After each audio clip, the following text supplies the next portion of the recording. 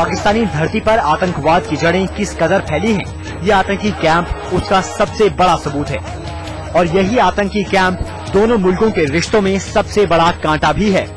रक्षा मंत्री A.K. Antony ने पाकिस्तान की सरजमी पर चल रहे ऐसे 40 आतंकी कैंपों को बंद करने की मांग की है। More than 40 terrorist camps are working across the border. They are intact. It's a matter of serious concern to us that Pakistan should take action.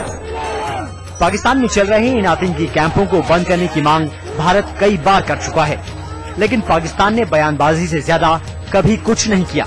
लेकिन जानकारों का मानना है कि बातचीत किसी ठोस मुकाम पर पहुंचे, इसके लिए जरूरी है कि पाकिस्तान आतंक के ये कैंप बंद करे।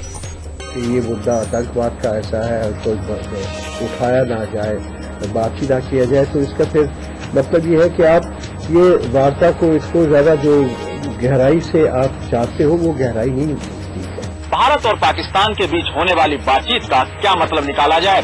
यही ना कि दिल मिले न मिले, हाथ मिलाना जरूरी है। कैमरामैन अश्विनी हेलन के साथ शमशेर सिंह, दिल्ली, आज तक। कांग्रेस की आंखें खुल गईं।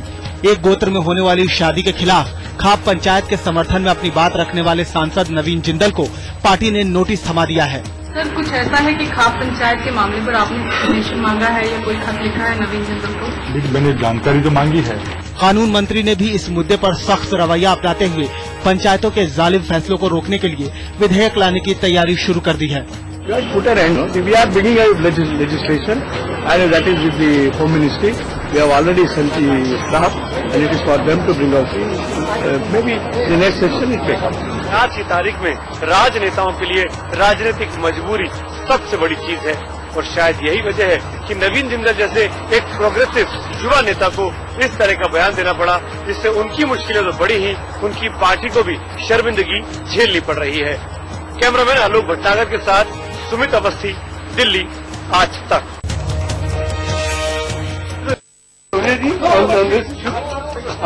जयराम रमेश तो अब किसी भी सवाल का जवाब नहीं दे रहे हैं, न चीन के मुद्दे पर कुछ बोल रहे हैं और न ही सोनिया मनमोहन से मुलाकात को लेकर जुबान खोल रहे हैं। मंत्री जी चौकन्ने हैं कि फिर जुबान से कुछ ऐसा ना निकल जाए कि विवाद बन जाए। फिलहाल वो चीन भूत से अपना पीछा छुड़ाने में लगे हैं। मनमोहन सोनिया को तो वो पहले ही जवाब दे चुके हैं, अब गृह मंत्री के सामने सफाई की बारी थी। जयराम रमेश चिदम्बरम से मिले, 10-12 मिनट की मुलाकात हुई। रमेश ने अपने बयान के मतलब बताए, लेकिन जब बाहर आए तो फिर कुछ नहीं कहा। जाहिर है जयराम रमेश अब इस मुद्दे पर और ज्यादा विवाद को हवा नहीं देना चाहते।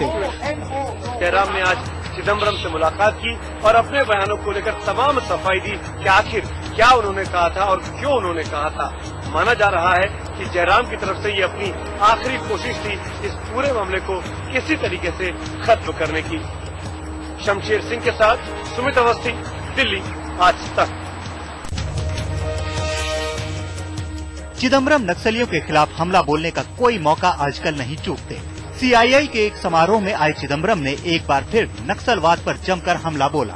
नक्सलियों को विकास, गरीबों और आदिवासियों का विरोधी बताते हुए उन्होंने कहा कि इस लड़ाई को मुकाम तक पहुंचाना जरूरी है। Are we lulling ourselves into complacency and contentment when a major part of India is in deep distress and is virtually a conflict zone? That is the question that you must address.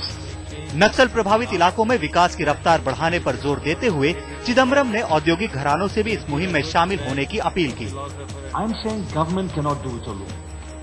You are saying industry cannot do it alone. We'll accept both as self-evident truths. So what is to be done?